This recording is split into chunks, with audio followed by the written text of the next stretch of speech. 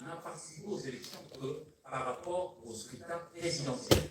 La diaspora congolaise n'a pas voté pour les autres scrutins. C'était seulement, uniquement pour la présidentielle. Namboumou était au rendez-vous, les Congolais sont allés, Namboumou fait la Israël, moi, je n'ai pas envie de parler non parce que le taux de participation, c'est 44%, c'est quand même faible, c'est moins de 50%.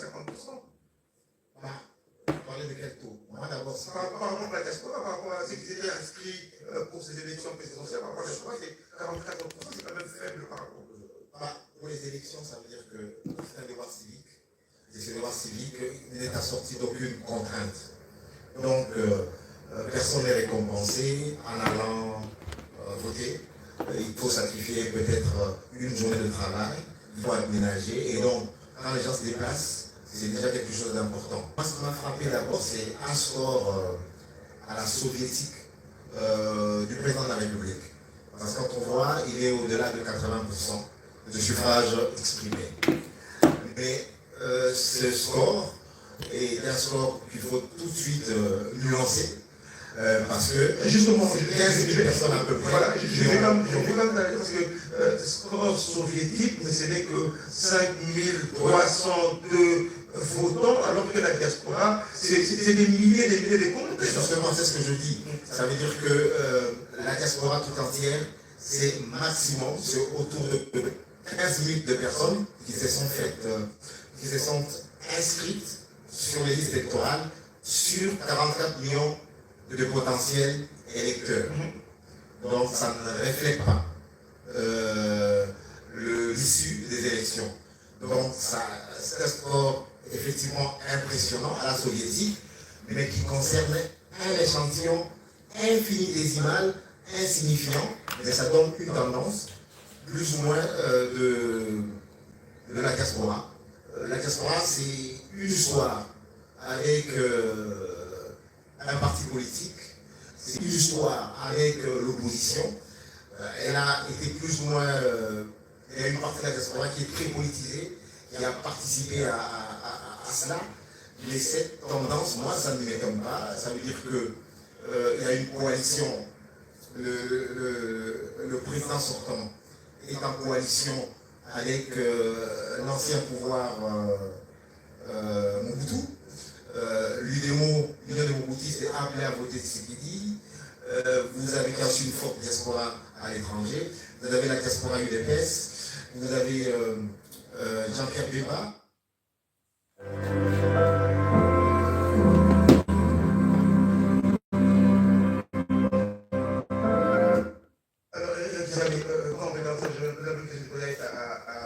Tout à l'heure, c'est la diaspora congolaise, elle est plurielle, c'est beaucoup de tendances. Mais moi, la question que je voudrais poser, ce matin, on a remarqué dans les ambassades et autres structures diplomatiques, ils sont restés, c'est pratiquement, le commentaire est resté le même, le vote a été positif, le vote, tout s'est bien passé. Décidément, ces élections, appelons ça comme ça, les élections délicatement, sont crédibles aujourd'hui.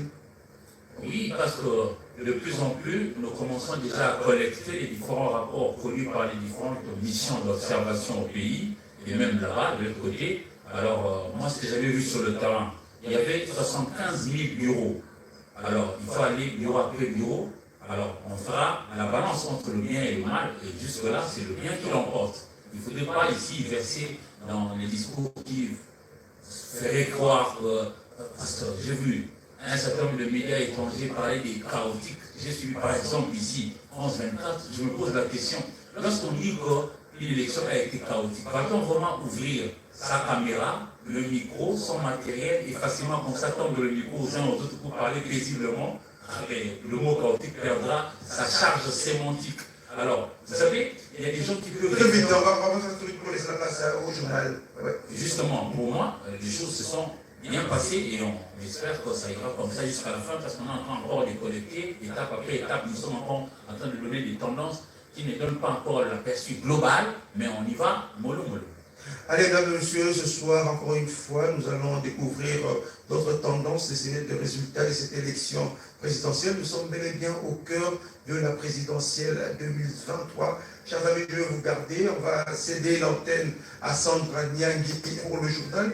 Juste après, on va nous retrouver pour continuer à discuter, à analyser ces tendances, ces résultats. Je vous rappelle que nous sommes qu'à 0,04% des résultats. Donc, nous sommes qu'au début ce soir. On va évoluer. Alors, monsieur, je vous retrouve dans quelques instants. Je laisse la place à Sandra Nyangui pour le 20h, la grande édition du journal.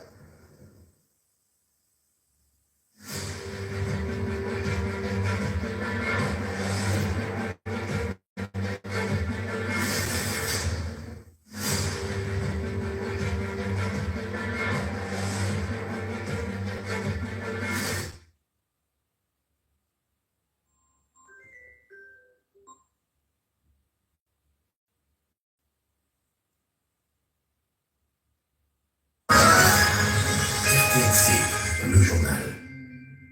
Madame, bonjour et merci de nous rejoindre au Midi Actualité sur la télévision nationale congolaise. Au sommaire de ce journal, les premières tendances des résultats provisoires des élections présidentielles du 20 décembre 2023 sont déjà connues. Le président sortant, candidat à sa propre succession, Félix Antoine Tshisekedi Tshilombo, est en tête. Une fois de plus, bonjour et merci de nous rejoindre dans cette livraison de l'actualité. Les observateurs de l'Union africaine et de la SADC étaient sur toute l'étendue du territoire national pour une mission d'observation conduite par l'ancien président tanzanien pour la SADC et l'ancien chef de l'État malgache pour l'Union africaine. Les deux délégations ont été reçues ce vendredi en début d'après-midi par le président de la République, Félix Antoine Tshisekedi Tshilombo. C'était à la cité de l'Union africaine. Suivez cela dans ce reportage de Blandine Zouvou. La SADC, Communauté de développement d'Afrique australe, et l'Union africaine, deux organisations importantes africaines, ont lancé depuis le 10 décembre 2023 à Kinshasa une mission d'observation électorale sur toute l'étendue de la République démocratique du Congo. 72 heures après la tenue des élections générales en RDC, les missions d'observation de la SADC et de l'Union africaine ont pris acte du déroulement des scrutins et dressent un tableau plutôt satisfaisant des opérations sur toute l'étendue du pays. Conduite par l'ancien président tanzanien côté SADC et par l'ancien chef d'État malgache pour l'Union africaine, les deux délégations, dans le cadre de la poursuite de leurs missions respectives en RDC, sont venues rendre compte au président de la République, Félix Antoine Tshisekedi Tshilombo, mais également candidat à ce scrutin dans un esprit d'apaisement et de cohésion nationale. Nous avons déployé nos équipes dans tout le pays et nous avons déjà fait un rapport préliminaire aujourd'hui, au même titre que tous les partenaires.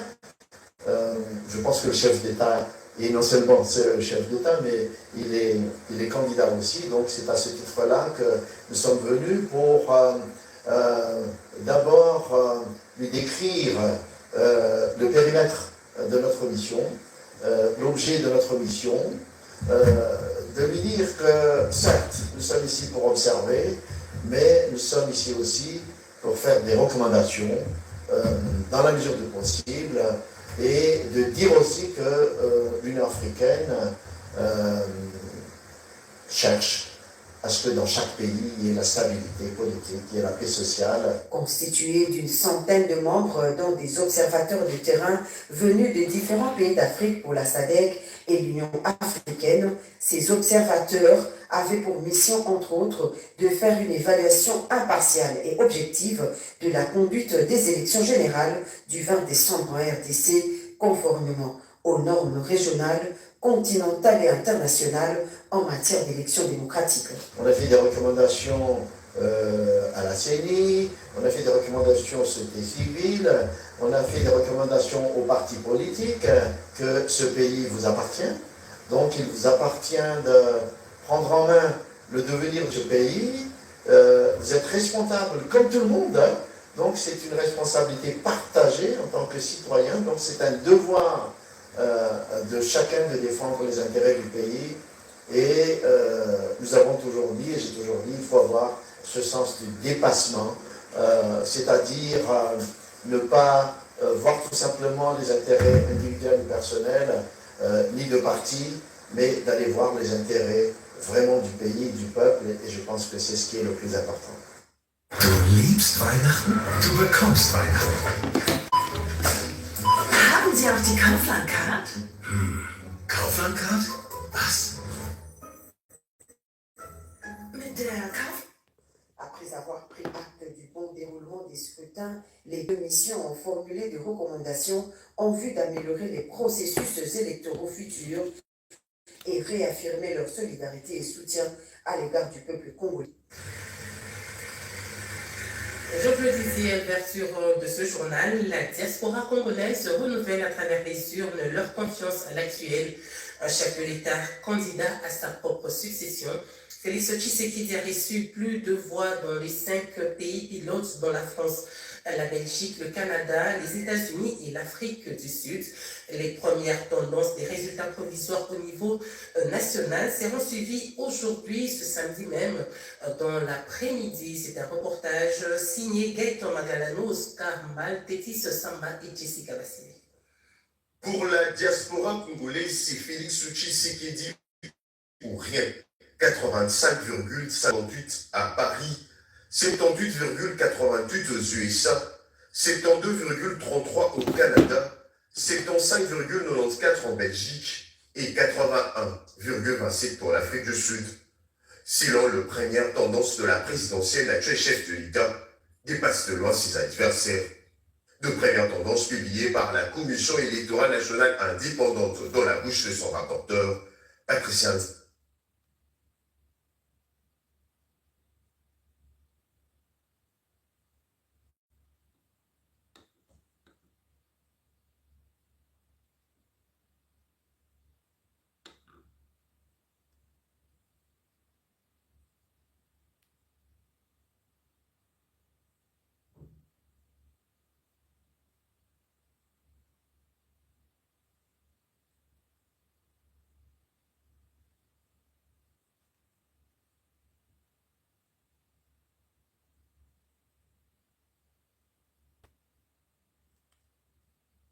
Et réaffirmer leur solidarité et soutien à l'égard du peuple congolais.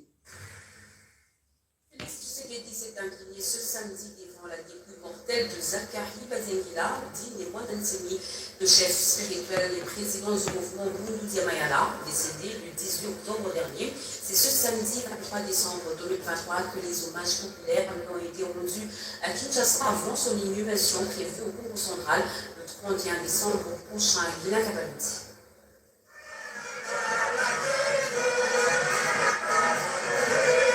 Il a marqué l'histoire de la République démocratique du Congo par ses prises de position parfois radicales et son engagement pour les droits et la reconnaissance du peuple Congo. Né Mwanda Nseni, décédé à Kinshasa le 18 octobre dernier, laisse un vide important dans le paysage politique congolais.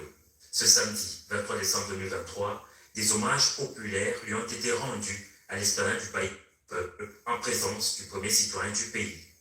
Très affecté, Félix Antoine Tshisekedi est venu saluer la mémoire des illustres disparus. Le chef de l'État s'est incliné devant la dépouille et a déposé sa couronne de fleurs. Des mots de réconfort, il les a adressés par la suite à la famille éplorée. Une famille également reconnaissante au président de la République et à son épouse. Nous tenons à remercier son Excellence, Monsieur le Président Félix Antoine Tshisekedi, que notre papa appelait affectueusement son neveu. Mais également la distinguée première dame, Madame Denise Nyakero, qu'il appelait Bokido. Nous vous présentons nos reconnaissances les plus sincères pour votre accompagnement dans le cadre de l'organisation de ces funérailles dignes de son nom, ainsi que votre accompagnement durant la convalescence de notre Père. Ces obsèques revêtent ainsi une importance symbolique et politique permettant de rassembler les filles et les fils Congo.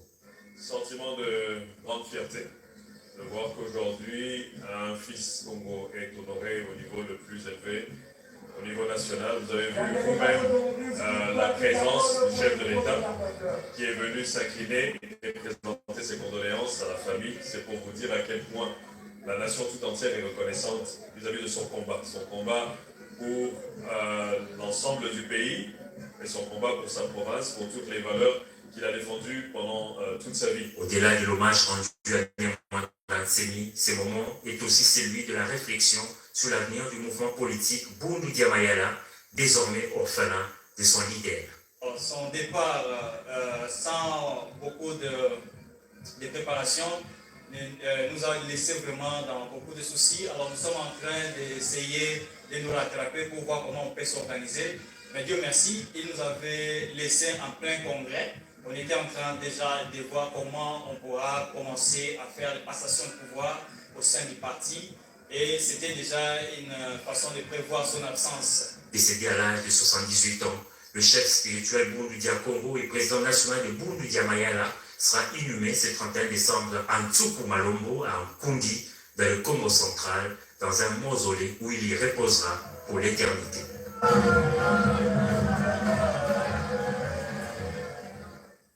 Le président de la République a également rendu les derniers hommages militaires aux 2 soldats de la garde républicaine morts en mission, l'un à Mbandaka et l'autre à Kalemi. Au cours de cette cérémonie, la garde républicaine a, à travers le colonel John Poy, salué la bravoure et le comportement exemplaire des illustres disparus. Fanny Koufi. De gauche à droite, les deux prix du lieutenant Kanda Bondeya, Jean-Pierre et de Bochoualamboula Norbert, soldats de 2e classe à la garde républicaine.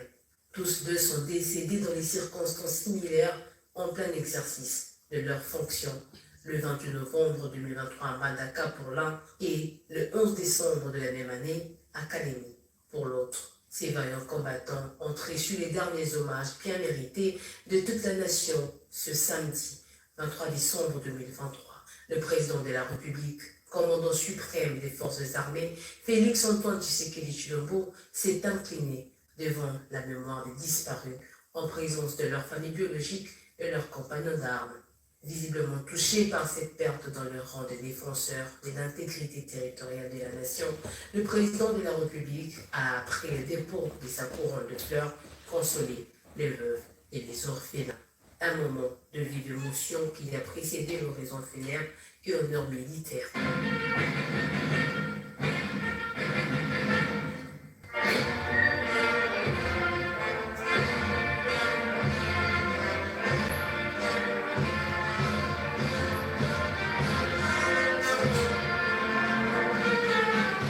Enrôlé à 22 ans au service de la nation, c'est à 59 ans que le lieutenant Kanda Bondeya s'est éteint. Par contre, le soldat Norbert Bochouala, lui, en avait que 35 ans au moment de sa mort. Il s'était fait enrôler au Conseil-État, récemment répondant à l'appel du chef de l'État pour défendre la nation menacée par les agresseurs dans l'est du pays. Ses compagnons d'armes retiennent de lui un militaire discipliné, en traitement de bonnes relations avec ses supérieurs et ses collègues.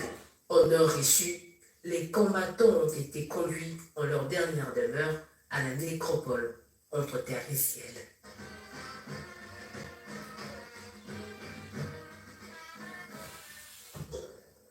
Revenons sur la publication hier des résultats des votes des Congolais de la diaspora ici au centre Bossolo. La CENI a donné toutes les tendances de la France, Belgique, le Canada, les USA et l'Afrique du Sud. Félix Antoine Tshisekedi Tshilombo, candidat à sa propre succession et en tête de liste sur le plan national, la centrale électorale débutera aujourd'hui la publication des résultats des circonscriptions électorales. Gaëtan Magalan. Pour la diaspora congolaise, c'est Félix Tshisekedi ou rien.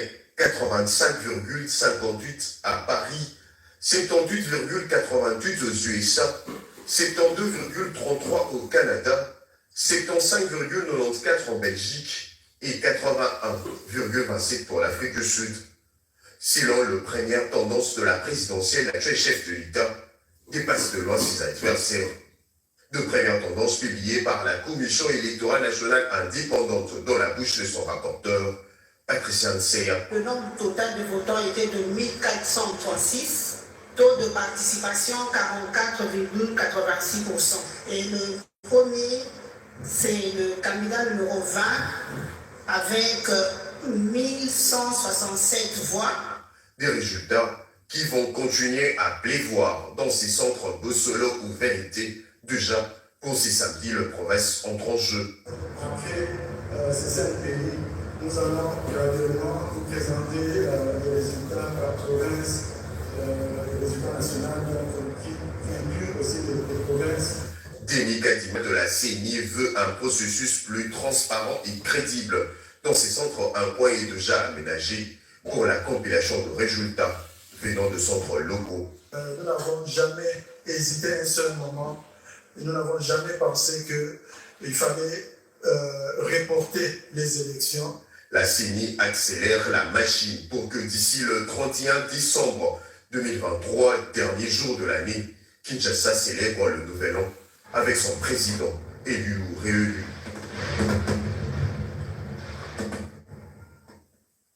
Le 20 décembre, cette date retenue dans le calendrier électoral a été respectée par la CENI dans le strict respect du délai constitutionnel. Les premières tendances des résultats ont été rendues publiques hier vendredi. Le président de la Commission électorale nationale indépendante, Denis Kadima, parle du contexte difficile dans lequel la CENI a organisé ses élections. Il est au micro de Titi Simer. Une première dans les annales de la Commission électorale nationale indépendante. Un tableau électronique géant aménagé sur le chapiteau du Centre des opérations et des résultats Bossolo, situé à l'Athénée de la de tous les candidats présidents ayant fait acte pour briguer la magistrature suprême. Au regard de ces premières tendances et résultats remontés, le président sortant, Félix Antoine Tshisekedi, a obtenu 85,58% des suffrages exprimés en France, 81,27% en Afrique du Sud, 75,94% en Belgique, 78,88% aux États-Unis d'Amérique et 72,33% au Canada. D'entrée, le président de la CENI, Denis Kadima Kazadi, a remercié l'ensemble des parties prenantes ayant pris part au processus électoral et surtout les électeurs pour s'être acquittés de leurs devoirs civiques en se rendant dans les bureaux de vote en vue de s'exprimer à travers les urnes. Notre satisfaction vient du fait que nous avons vu l'engouement de la population congolaise, leur patience face à nos petits ratés du premier jour, tout au moins au début. Mais nous avons vu cette patience-là et nous sommes très reconnaissants à l'égard de l'électorat congolais pour sa patience et surtout pour cette volonté. Il est aujourd'hui clair que ce n'est pas par les armes qu'on prendra le pouvoir dans ce pays. Sinon, si on le faisait, ça sera un pouvoir qui ne sera pas stable parce que l'aspiration démocratique de notre peuple est irréversible. Et la CENI, tirant des leçons des expériences passées, nous avons voulu consolider ce que nos prédécesseurs ont fait. Et là où il y a eu des lacunes, nous avons tâché d'améliorer.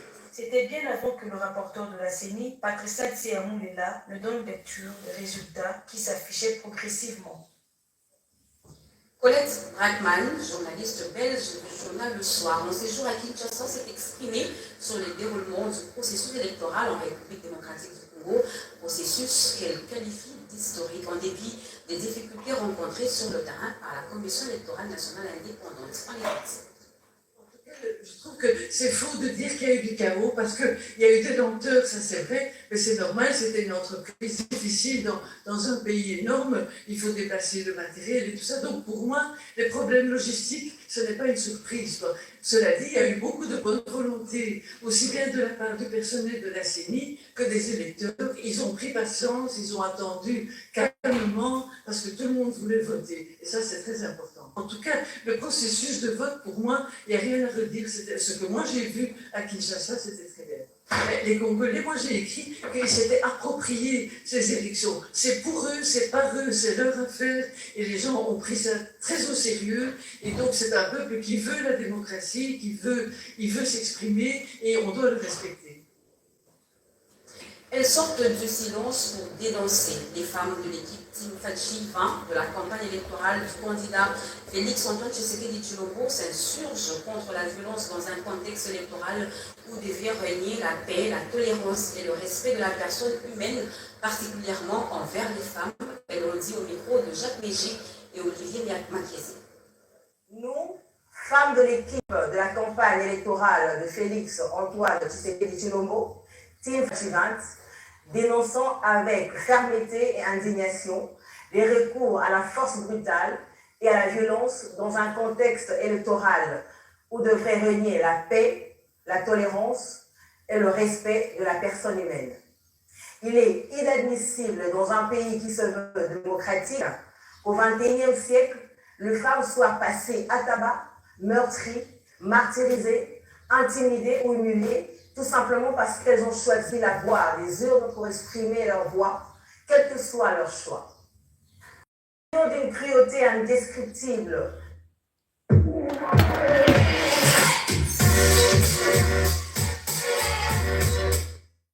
Font de plus en plus le tour de la toile et choquent profondément notre candidat, Félix-Antoine Tshisekedi Tshilombo, qui est un homme de paix, des grandes valeurs morales, et en sens élevé du patriotisme, de violences barbares, électorales et post-électorales, nous, femmes de la campagne électorale du candidat Félix-Antoine Tshisekedi Tshilombo, invitons toutes les parties prenantes à s'abstenir de tout acte de violence, d'attaque sur le bien public ou privé, et surtout de respecter scrupuleusement la liberté de choix et d'expression garantie à tous citoyens congolais par notre Constitution.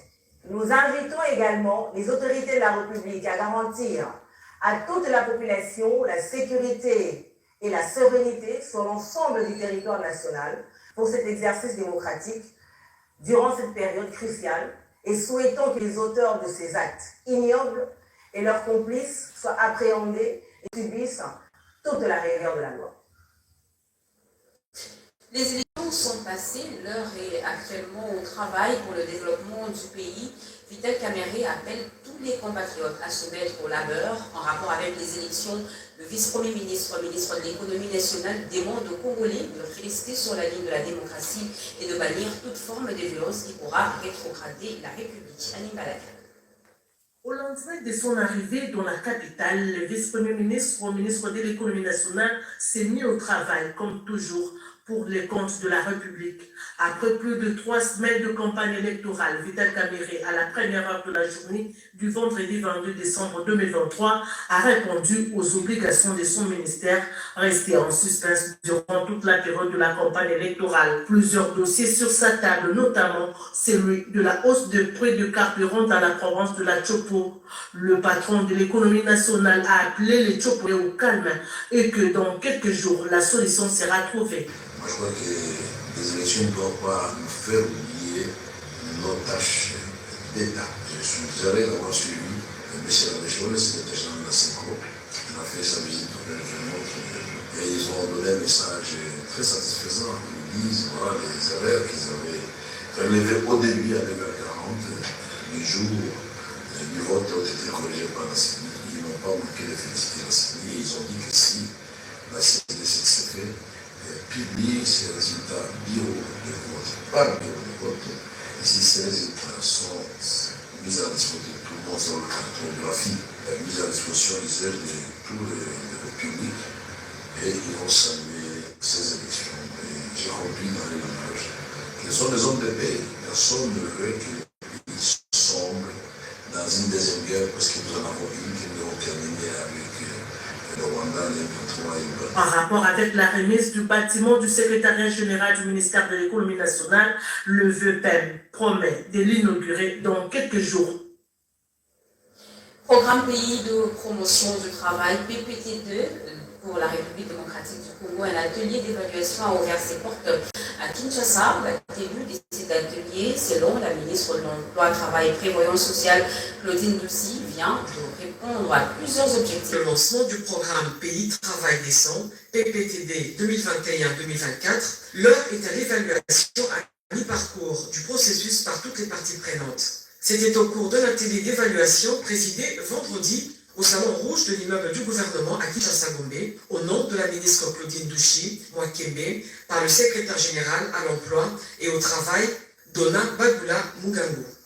Avec les réformes entreprises par le gouvernement et les différentes politiques publiques mises en œuvre, on est arrivé à créer des emplois au-delà de la position de 2019. 40% de ces emplois dans les secteurs structurés et 60% dans les secteurs informels.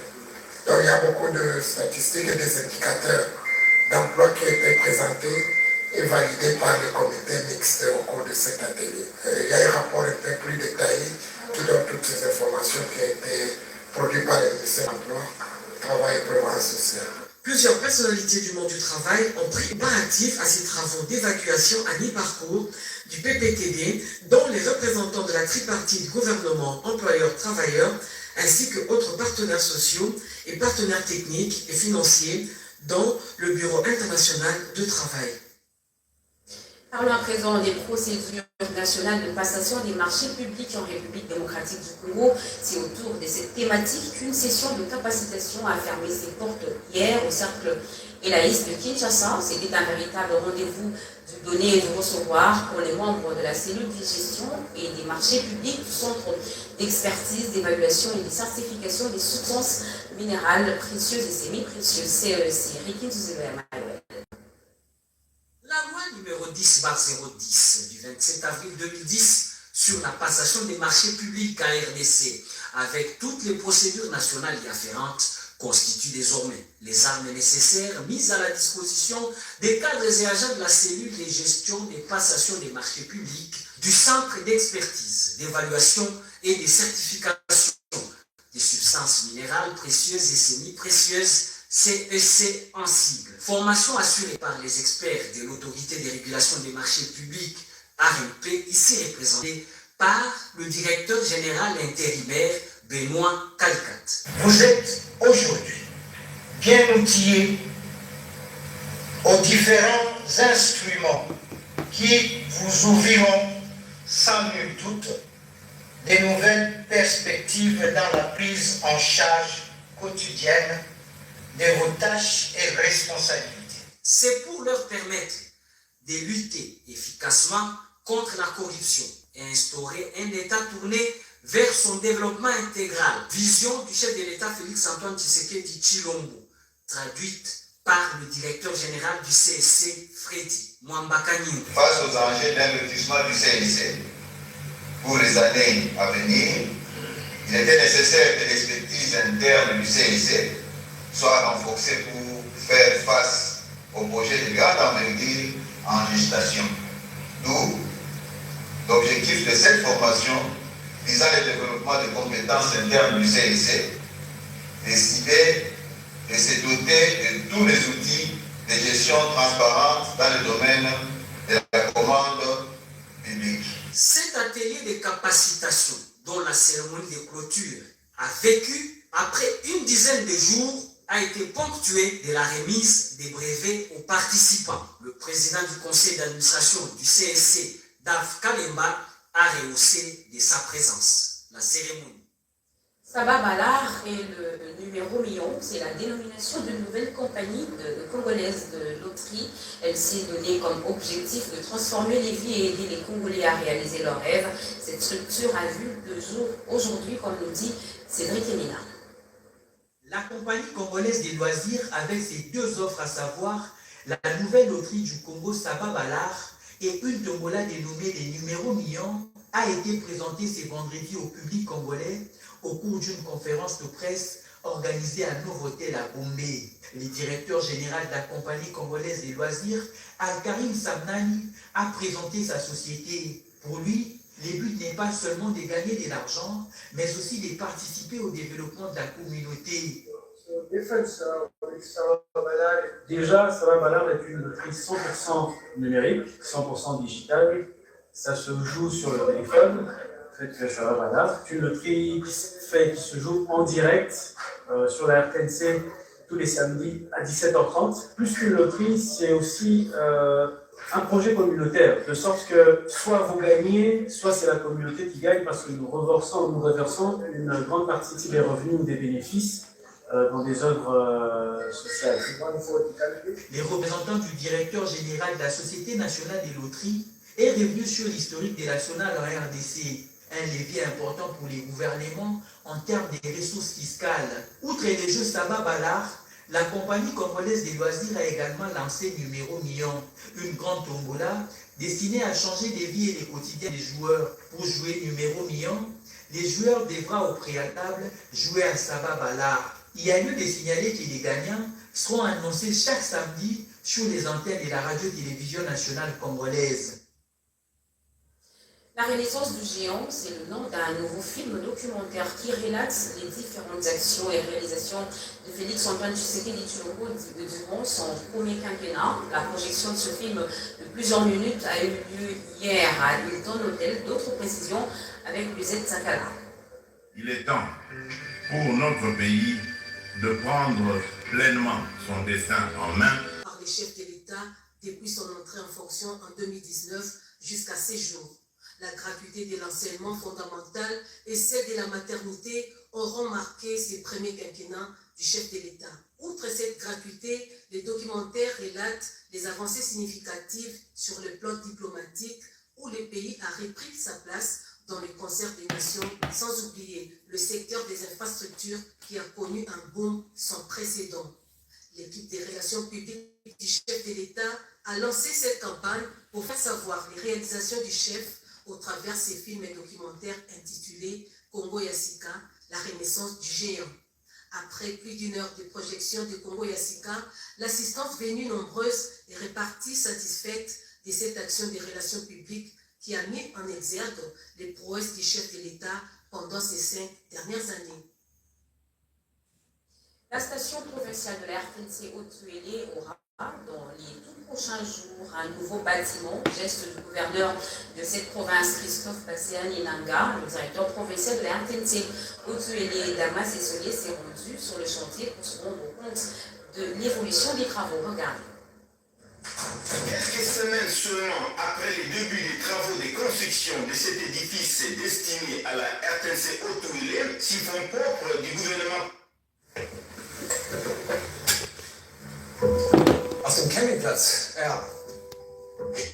Conduite de l'architecte Okin. De l'extérieur à l'intérieur de ces joyaux, le numéro 1 de ces médias d'État en province reçoit des explications rassurantes quant à la qualité de cet ouvrage. Tunachonga huko tuweke kilio ya kura na ya maji. Sasa itakuwa ndani tutakuwa na mabiro ya director, studio ya television na studio ya radio station. Itakuwa ndani ma toilets. Iko kwa standard ya content de trouver que tout évolue normalement. Les compartimentages que nous avons demandés, là, plus de 60 ans de travaux sont déjà exécutés. Nous sommes satisfaits, nous, personnels de la RTNC, d'avoir un gouverneur qui s'assume pour que la RTNC soit installée dans de très bonnes conditions. Et c'est comme ça que nous disons merci au gouverneur. Nous l'encourageons. Nous prions à ce que les seigneurs les bénissent davantage de manière à nous permettre de voir la fin de ce travaux. Lui qui promet encore de faire un peu plus, même ce que nous ne savons pas encore. Je continue chaque jour à dire merci au nom de madame le directeur général de la RTNC qui l'encourage, qui les complimente, parce qu'il est en train de donner de la valeur à la radio-télévision nationale congolaise dans sa province. 22 ans après, les agents de la Sodimico bénéficient des vivres pour les fêtes de fin d'année. Il fallut voir l'arrivée d'une nouvelle équipe pour voir l'amélioration sociale de ces agents. En janvier, un plan stratégique de relance de cette société sera mis en place. Regardez.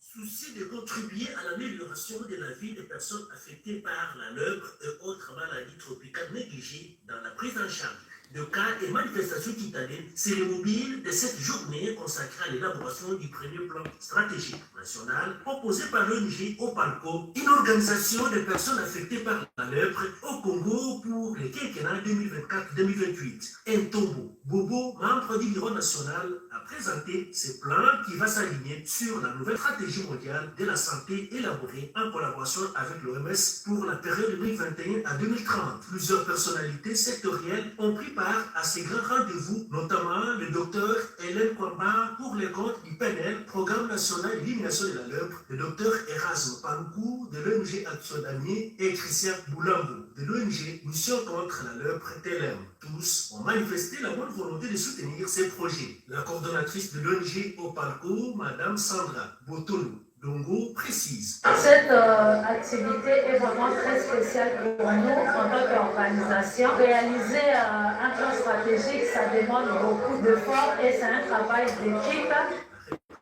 Le programme national d'élimination de la lèpre, le docteur Eden Kwamba a renchéri en ces termes. Ce document, le plan stratégique, nous sommes là surtout parce que c'est un document de plaidoyer. Alors nous allons pouvoir les accompagner pour leur permettre de pouvoir le mettre en œuvre afin de vaincre cette maladie qui est la lèpre, parce que nous nous alignons tous sur la stratégie mondiale de lutte contre la lèpre ainsi que la feuille de route des maladies tropicales négligées qui veut un Congo sans lèpre d'ici 2030. Le budget de ce plan stratégique s'élève à 5 772 136 $ américains.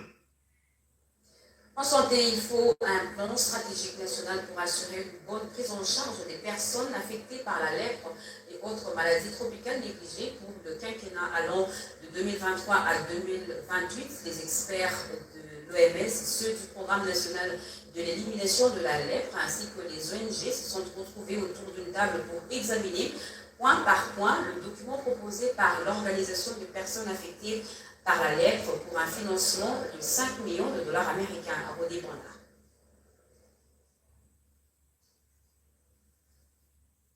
À la tête de la direction générale de la SODEMICO depuis 3 mois seulement, les duo DG et DGA se montrent déterminés à améliorer les conditions des agents. Patrick Ayumakitungwa, directeur général, profite des fêtes de fin d'année pour redonner le sourire aux agents qui n'ont jamais bénéficié d'un seul poulet de la société pour les fêtes de Noël et de bonne année depuis 22 ans. C'est vrai qu'on ne produit pas, nous vivons des différents partenaires et arriver à mobiliser assez de recettes via nos partenaires et assurer la paix de nos agents. Nous pensons que c'est une chose faite parce que nos agents sont payés régulièrement. Soudés à la tête de la SODEMICO pour honorer le chef de l'État Félix-Antoine Tshisekedi Tshilombo qui les a fait confiance, Willy Durkabel Satilambe, directeur général adjoint, affirme la mise en place d'un plan de relance de la SODEMICO dès janvier 2024. Nous nous sommes donné commission de relancer la société et que nous sommes en train de concevoir, je parle de commencer l'application d'ici le mois de janvier, un plan stratégique de relance de la SODEMICO qui va pratiquement changer la forme de gestion. Ce sera une gestion de participation. Pendant ces temps, dans les installations de la SODEMICO, des vivres sont distribués aux agents en présence du représentant de la direction générale, Jean-Pierre Kalemboué. La réaction, c'est de remercier la direction générale. On a fait une demande, on en a toujours fait. Mais cette fois-ci, nous avons dit, tantôt avec le nouveau comité, il y avait une oreille très attentive, on n'a pas tardé de réaliser. Des vivres constitués de sacs de farine de maïs, de riz, huile végétale, tomates et les 2 poulets sur pied par agent font la joie de près de 500 agents de la SODEMICO en cette fin d'année 2023. Toutes nos excuses, vous voyez de suivre plutôt la remise de vivres pour les fêtes de fin d'année à la SODEMICO. Plusieurs messages de vœux nous est parvenu. La lecture avec vous, Lydie Tchala, bonsoir et vous. Bonsoir Sandra. Message de vœux de fin d'année 2023 et de nouvel an 2024 de la Direction générale de la dette publique à son Excellence, Monsieur le Président de la République, Félix-Antoine Tshisekedi Tshilombo. À l'occasion des festivités de fin d'année 2023 et de nouvel an 2024, la Direction générale ainsi que l'ensemble du personnel de la Direction générale de la dette publique, DGDEP en sigle, ont l'insigne honneur de présenter très respectueusement à son Excellence, Monsieur le Président de la République, chef de l'État, leurs vœux de prospérité, de bonheur et de longévité. Excellence, Monsieur le Président de la République, chef de l'État, au moment où la République démocratique du Congo se prépare à tourner la page de cette année marquée par les élections présidentielles, législatives, provinciales et municipales, la DGDEP exprime sa profonde gratitude pour le leadership éclairé dont votre Excellence a fait preuve tout au long du quinquennat est votre engagement inlassable pour la démocratie, le progrès, la lutte contre la corruption et le développement de notre pays. Le défi de la DGDEP est de multiplier les fonds mobilisés auprès des bailleurs traditionnels tout en mesurant le risque budgétaire et de surendettement. La DGDEP, organe conseil du gouvernement en matière d'endettement public, saisit cette opportunité pour réitérer sa ferme volonté de s'inscrire durablement dans la vision du chef de l'État en vous accompagnant dans la réalisation des projets qui vous tiennent particulièrement à cœur avec pour objectif de réduire la pauvreté en République démocratique du Congo. Puisse l'Éternel vous inonder de ses bénédictions et de ses grâces et qu'il daigne bénir notre pays que nous voulons tous unis, démocratique, prospère et fort. C'est signé Apollinaire Ndongala Tadi Lewa, directeur général par intérim. Message de vœux à son Excellence, Monsieur le Président de la République, chef de l'État. Le message est de l'autorité de l'aviation civile. Excellence, Monsieur le Président de la République, chef de l'État, à l'occasion des festivités du Nouvel An 2024, l'ensemble du personnel de l'autorité de l'aviation civile de la République démocratique du Congo se joint à moi pour présenter à votre Excellence, à la distinguée Première Dame, ainsi qu'à toute votre famille, nos vœux de bonheur, de prospérité et de réussite dans tout ce que vous entreprendrez pour le bien-être du peuple congolais dans son ensemble. Puisse le Seigneur, Dieu bénir la République démocratique du Congo et son peuple, vous combler de toutes ses grâces et vous donner la sagesse nécessaire pour conduire notre grande nation vers le développement. C'est fait à Kinshasa le 22 décembre 2023 et signé directeur général Chumba Ungajon. Message de vœux de Noël et de Nouvel An 2024 de la Société nationale de chemin de fer du Congo, SNCC SA, au président de la République démocratique du Congo, chef de l'État, son Excellence Félix Antoine Tshisekedi Tshilombo.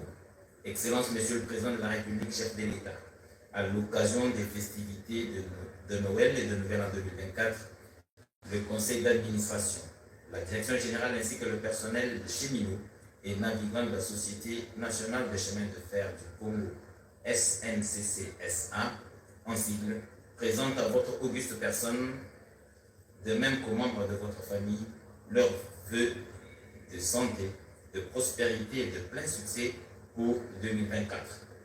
Les mêmes vœux s'adressent aux membres des deux chambres du Parlement, à savoir l'Assemblée nationale et le Sénat, aux membres du gouvernement ainsi qu'à toutes les autorités politiques et administratives et de la sécurité de la République démocratique du Congo.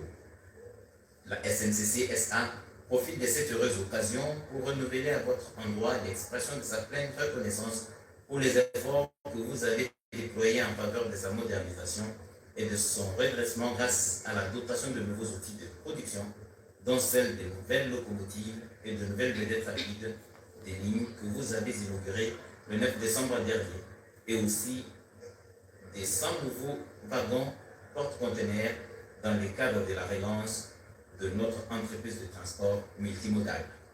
Les cheminots, marins et navigants promettent leur soutien dans la matérialisation de votre vision pour la renaissance d'une République démocratique du Congo plus prospère, plus unie, plus forte et s'engagent à garder ces nouvelles acquisitions en bon père de famille.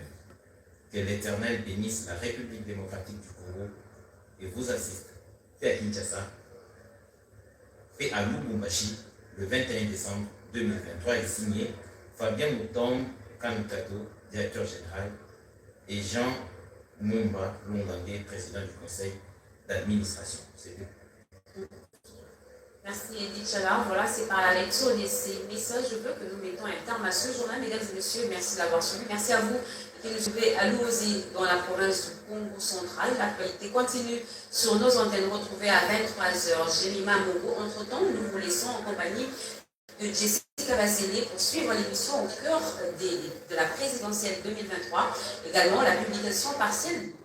Einen Moment nicht bei der Sache und der Laptop kommt bis dahin. Je vous dis au revoir. Très bon suite de programme sur la chaîne nationale.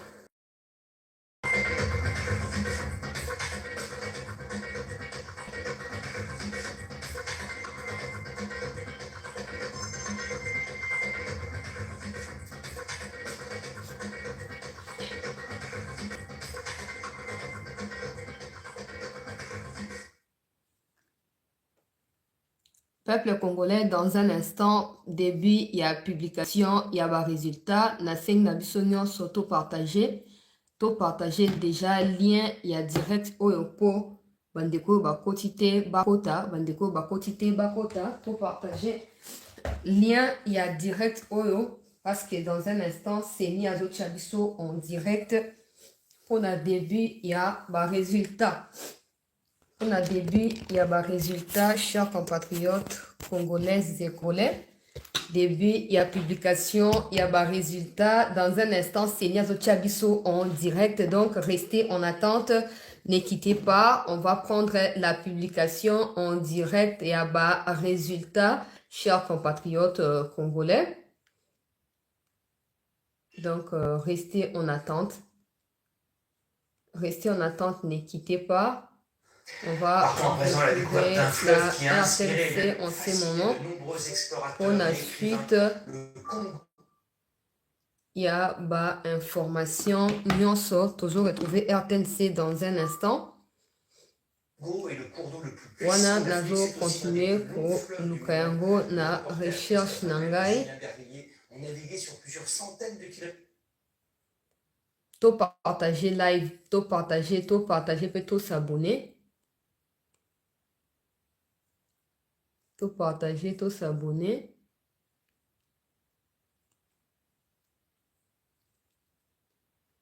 To partager, to s'abonner, peuple congolais. La CENI est déjà prête. On nous informe que Bakamos, de toute façon, ici, Bandaki déjà avant. Alors, Bakataki pour bâtir journal. Si le journal est sili, donc bazo reprendre antenne kuna et pas na bateau bazali na centre ya centre Bosolo pour na diffuser biso.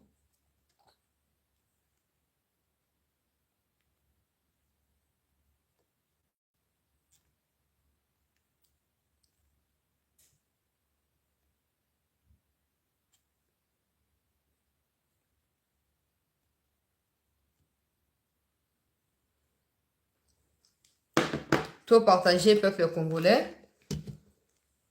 Tout partager live, tout partager live, tout partager bandeko bakotité. Bakota le temps RTNC a reconnecté biso na centre wana Bosolo pour na kozwa étape cruciale. En tout cas, to lobaki diaspora bravo tout ça merci koyo. Donc comme na tango penza biloko moso ya nzoto ezolenga biso. Molimo na mosuni ezolenga wana mpona bato ebele ngai te mpona bato ebele bato bazobanga alors tokomi na étape cruciale oyo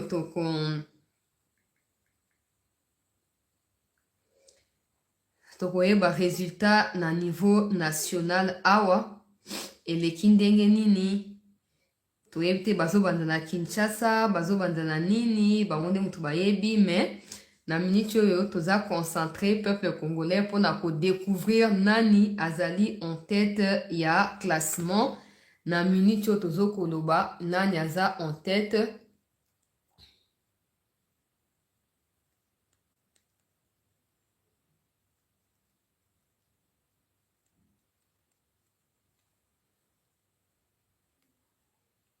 Alors tozonga kuna rapidement.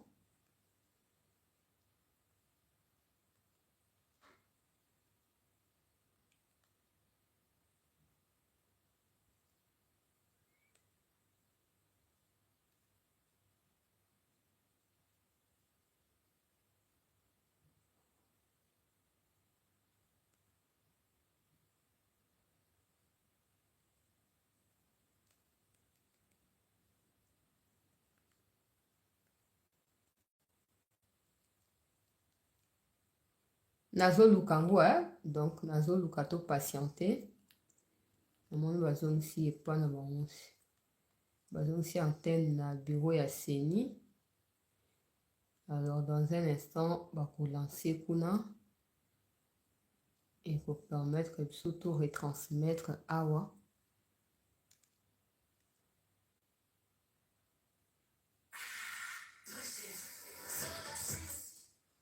Wana tozo partager déjà en attendant, tozo partager pour bandeko msusu bakota baya ko se joindre à la biso. Voilà tozu bango sikoyo, regardez vous-même évolution de temps makambo nyonso ezala ya kobanda na pokwa ya lelo. Oh.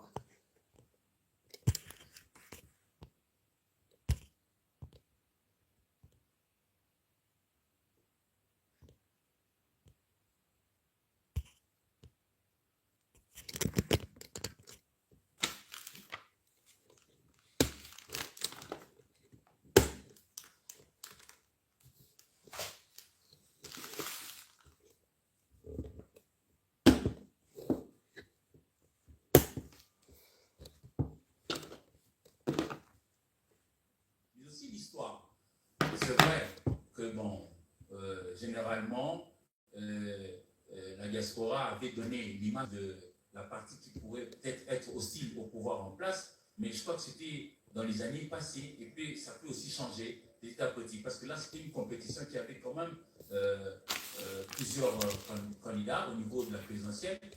On a quand même vu que les choses ont véritablement changé par rapport aux résultats que nous avions vus au niveau de la diaspora. Notamment la diaspora qui avait été choisie, on n'a pas été partout.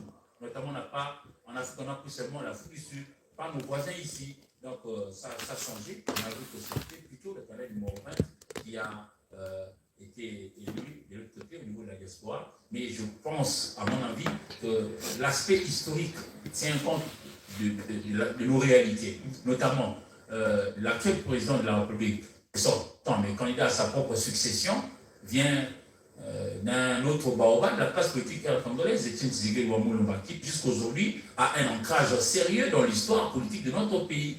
Donc je crois que ça peut aussi jouer. Voilà. Alors Israël, tout à l'heure, quand j'essaie de parcourir le rapport des différentes missions d'observation, ils sont pratiquement unanimes, les élections se sont bien passées, même s'il y a eu quelques petits incidents. Mais je relève par rapport à l'Union africaine qui appelle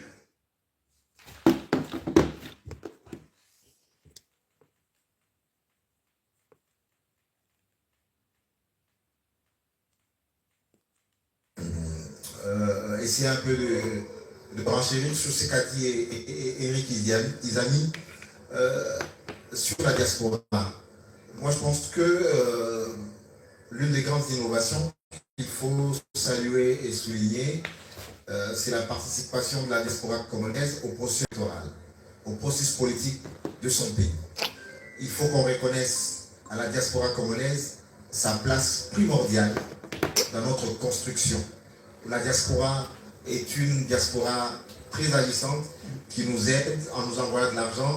Ils soutiennent beaucoup de familles au pays, ils créent de la richesse ici et pendant de longues années, ces Congolais de la diaspora n'ont pas été pris en compte. Leurs choix politiques, leurs avis politiques n'ont pas été pris en compte. Je pense que c'est une très bonne nouvelle de donner la parole à cette diaspora pour qu'elle s'exprime, parce que son poids politique et son poids économique, surtout son poids économique, doit compter aussi autant que son poids politique. C'est une première étape, mais je pense qu'on doit assouplir les conditions pour qu'ils deviennent électeurs et éligibles. Pourquoi pas créer une circonscription de Congolais de la diaspora pour qu'il ait aussi un représentant à l'Assemblée nationale pour que leur voix, leurs préoccupations pèsent dans le débat national. D'accord.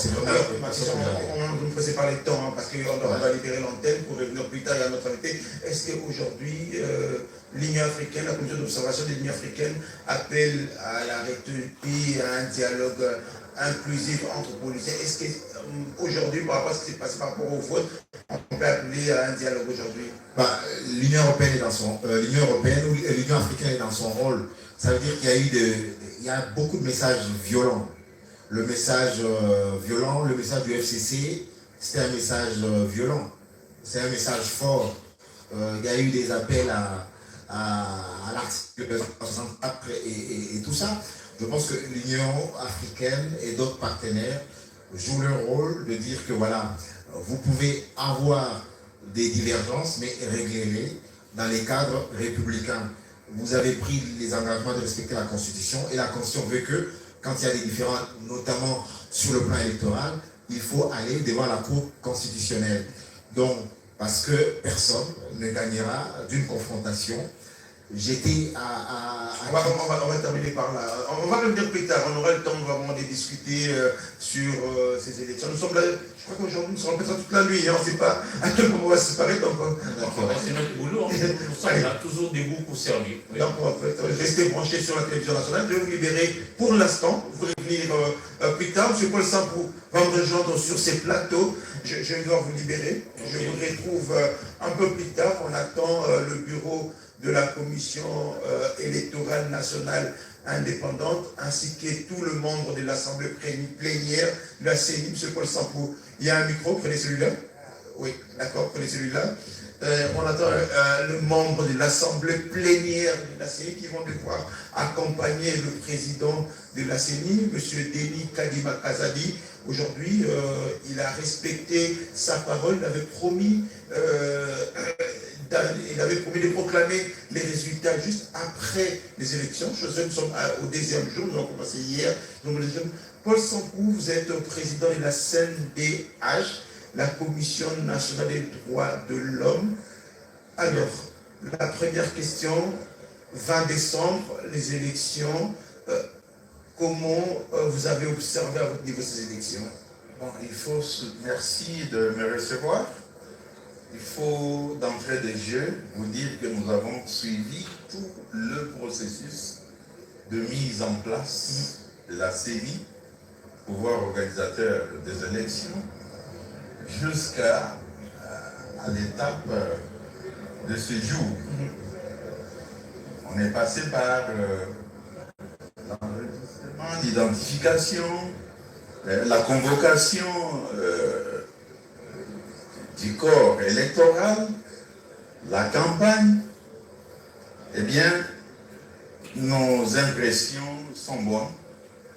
C'est la satisfaction parce que au regard de l'engouement de la population électrice, la population qui n'a pas hésité de subir certaines intempéries, la pluie, c'est une indication de taille pour dire que la Congolaise, le Congolais a compris, tant soit peu, l'enjeu de cette élection.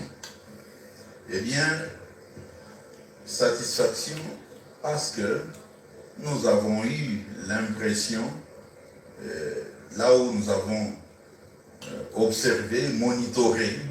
Justement, parce que vous avez lancé plusieurs moniteurs pour monitorer justement le comportement de tout le monde. Est-ce qu'on peut avoir le premier rapport de ces moniteurs que vous aviez lancés? Ils étaient combien à peu près?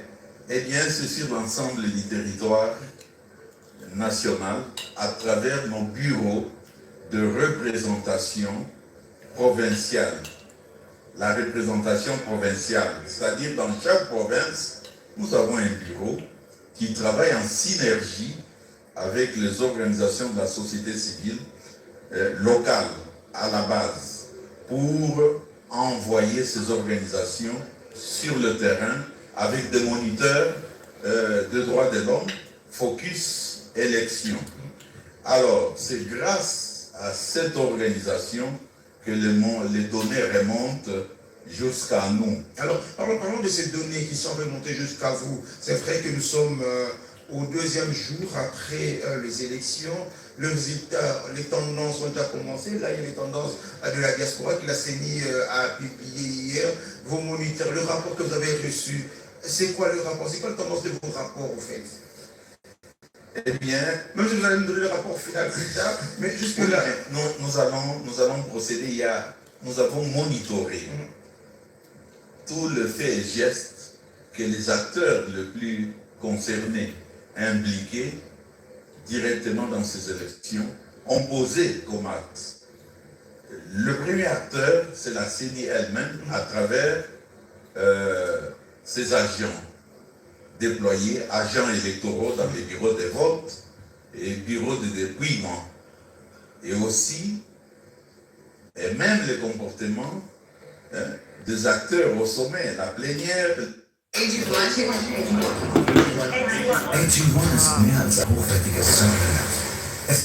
Nous suivons, nous notons, nous monitorons. Alors, il y a un autre acteur important, hein, il s'agit du candidat, des candidats. Nous monitorons, nous observons leurs faits et gestes à travers, dans le bureau de vote ou de dépouillement, à travers leurs témoins, les témoins qu'ils ont déployés dans ce site ou dans ces centres où il y a des bureaux de vote. Est-ce que l'agent électoral de la CENI fait convenablement son travail? L'a-t-il maîtrisé, oui ou non? Nous observons son comportement. Mais justement, vous ne dites pas, le premier rapport que vous recevez de vos moniteurs que vous avez déployés à travers la République. Oui. Parce qu'aujourd'hui, différentes missions d'observation sont en train de donner le premier rapport par ce qu'ils ont observé. Mais au niveau du CNDH, votre premier rapport, votre observation, vos moniteurs, qu'est-ce qu'ils ont remonté? D'abord, faisons un distinguo.